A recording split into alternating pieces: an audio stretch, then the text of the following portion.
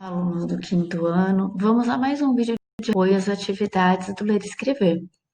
Atividade 4A e 4B, elementos estruturais do conto. Você sabia que conto é um relato em prosa de fatos fictícios? Consta de 3 momentos perfeitamente diferenciados. Começa apresentando um estado inicial de equilíbrio, segue com a intervenção de uma força, com a aparição de um conflito, que dá lugar a uma série de episódios. Encerra com a resolução desse conflito que permite, no estágio final, a recuperação do equilíbrio perdido. Todo conto tem ações centrais, núcleos narrativos que estabelecem aparecem elementos de recheio, secundários ou catalíticos, cuja função é manter o suspense. Tanto os núcleos como as ações secundárias colocam em cena personagens que as cumprem em um determinado lugar e tempo. Para a apresentação das características destes personagens, assim como para as indicações de lugar e tempo, apela-se a recursos descritivos. Então, o que nos diz esse texto? Que nós temos um conto que é escrito em prosa, né?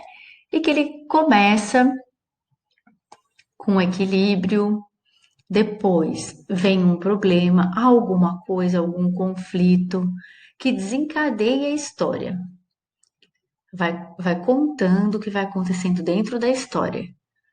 Após isso, temos a resolução desse conflito, que vai nos levando para o final da história, para a solução deste problema ou deste conflito. Ao longo da história, os parágrafos eles precisam estar conversando entre eles, ou seja, um parágrafo tem que estar de acordo com o parágrafo anterior. Os personagens que aparecem na história precisam ter características, né? A gente precisa descrever os personagens. A história precisa acontecer em algum lugar. Este lugar precisa também ser descrito. A gente precisa colocar as características do lugar. E em que tempo que essa história acontece? Tudo isso, então, nós precisamos pensar antes de começar a escrever um texto. Vamos lembrar, então, quais são os elementos estruturais do conto? Nós temos o enredo, que é o conjunto de fatos que interagem com o narrador, personagens, tempo e espaço. São relatados ao longo da narrativa. A verossimilhança é a similitude com fatos verídicos, ainda que sejam acontecimentos fictícios. O que isso quer dizer? Que os fatos da nossa história, quanto mais próximos estiver da realidade, de fatos reais, nós iremos prender muito mais a atenção do leitor. Então, por mais que o conto seja um texto fictício, quando eu consigo trazer ele próximo da realidade, eu vou prender mais a atenção do meu leitor. O tempo, nós vamos colocar então que época que essa história se passa, né? De acordo com as ações dos personagens. Podemos ter o tempo cronológico e o tempo psicológico. No espaço é o lugar onde se passa o enredo e que demonstra as ações dos personagens. Então, no lugar, nós vamos contar onde que está acontecendo a história, como é este lugar. Os personagens são as pessoas, os objetos que participam de uma trama. O personagem principal e tem também os secundários e os antagonistas, né? Que vão completar aí o quadro dos personagens da nossa história. Nós temos o narrador, é quem conta os fatos, quem vai narrar a história, e ele pode narrar em primeira pessoa, eu, ou em terceira pessoa, ele ou ela. O narrador em primeira pessoa, ele participa dos fatos, portanto, ele é personagem. Enquanto que o narrador em terceira pessoa observa de fora os acontecimentos. Lembra do texto Entrando no Quarto Misterioso? O narrador era narrador personagem, ele participava da história.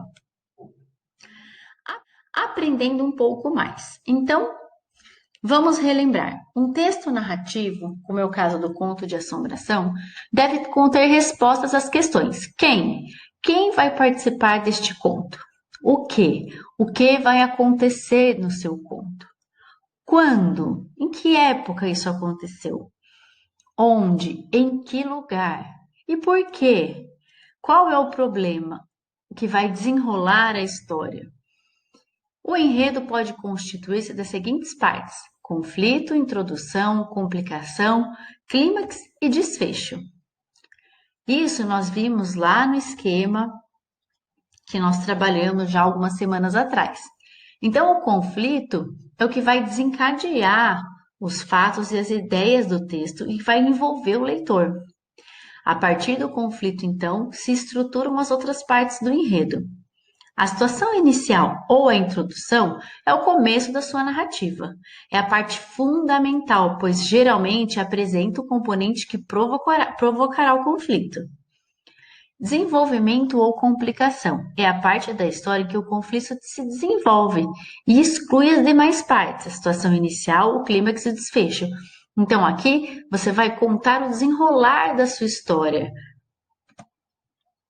até então chegar no clímax, que é o ponto principal, o ponto máximo da sua história, ou seja, constitui o momento culminante, o mais dramático do conflito e da narrativa. Então é aquele momento que se descobre alguma coisa, que o mistério é desvendado. E o desfecho ou conclusão apresenta a solução do conflito. Essa solução pode ser boa, pode ser má, pode ser inesperada, trágica, previsível. Nós podemos então dar diferentes finais para o nosso conto. Lembrando que nós estamos fazendo um conto de assombração. Então é importante que tenha mistério. Então vamos lá.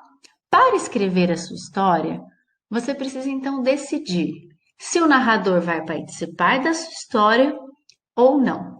Para isso, as narrativas apresentam diálogos, o que torna o relato dos fatos mais dinâmico e direto. Os personagens falam ou dialogam entre si, realizando seu discurso. No entanto, você precisa decidir se no seu texto terá o discurso direto, que nós já falamos no vídeo anterior, que é aquele discurso que o narrador ele reproduz literalmente a fala da personagem. Em geral, é introduzida por um travessão e anunciada por um verbo de elocução ou de sende, que é o verbo de dizer.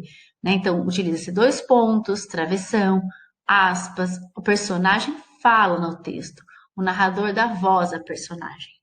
Já o discurso indireto, o narrador conta o que a personagem vai dizer. Ou seja, ela disse que, né? Maria perguntou se, introduzido por verbos de sende e as conjunções que e se. Então, o narrador vai falar no lugar da personagem o que a personagem iria falar dentro do texto. Então, qual dos dois discursos você vai usar para escrever o seu texto? Então, escolha para que nós possamos prosseguir.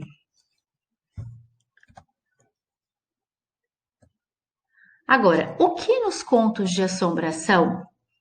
O que tem nos contos de assombração que não tem em outros textos? Vamos pensar. Não estamos falando em contos de fadas. Não teremos um castelo florido, não teremos uma princesa bela, não teremos um príncipe. O que nós teremos? Assombração, pessoa corajosa, ação para investigar, resolução do suspense, algo de outro mundo ou mistério. Então, teremos esses elementos dentro do texto. Então, o que nós podemos colocar no texto que vai causar suspense, que pode assombrar, que desenvolve então um mistério, né? Ou algo sobrenatural? Será que vai ter um personagem corajoso para desvendar todo este mistério? Eu sugiro então que você organize todas as suas ideias no caderno. Coloque então o título do projeto, Conto de Assombração, a data e escreva planejando a escrita do conto de assombração. Você pode planejar a sua escrita por meio de esquemas, como nós já vimos nas atividades anteriores, ou também por meio de tópicos. A cada questão levantada, organize suas ideias em tópicos para que possamos então organizar a escrita do texto, antes de fazer a escrita propriamente dita do texto. No próximo vídeo, planejaremos a escrita do conto de assombração. Bons estudos e até mais!